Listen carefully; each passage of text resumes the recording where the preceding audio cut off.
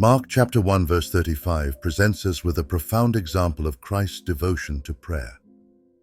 The verse states, "Now in the morning, having risen a long while before daylight, he went out and departed to a solitary place, and there he prayed."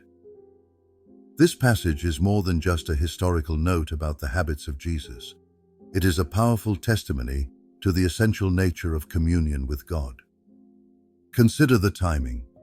Jesus rose a long while before daylight.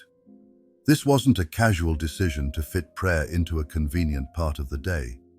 He deliberately chose the early hours, sacrificing sleep to ensure uninterrupted fellowship with the Father. In an era where distractions were fewer than today, the Lord still sought a time of complete solitude.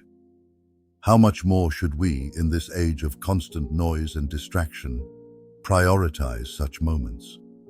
Our excuses crumble in light of Christ's example.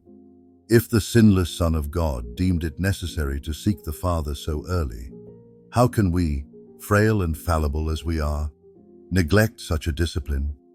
Jesus chose a solitary place for his prayers. He understood the value of separating himself from the noise of daily life. This act of withdrawing reflects an intentional decision to focus solely on God.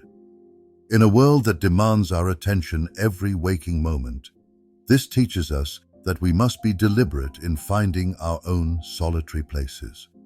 Our spiritual health depends on it. The distractions of the world are not just modern phenomena. They have always existed in various forms.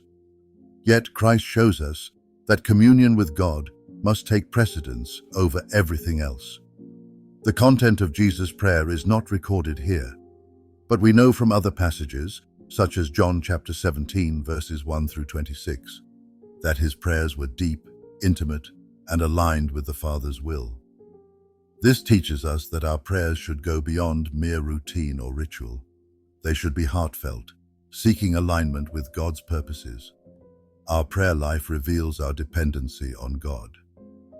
A weak prayer life often reflects a self-sufficient attitude, while a strong one reflects a heart that recognizes its need for divine guidance and strength.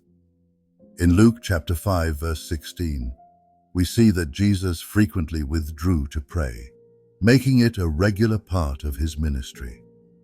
This consistency challenges the modern believer to assess their own commitment to prayer. Do we only pray when it is convenient? Or do we, like Christ, make it a cornerstone of our daily walk? The intensity and frequency of our prayers are indicative of our spiritual maturity.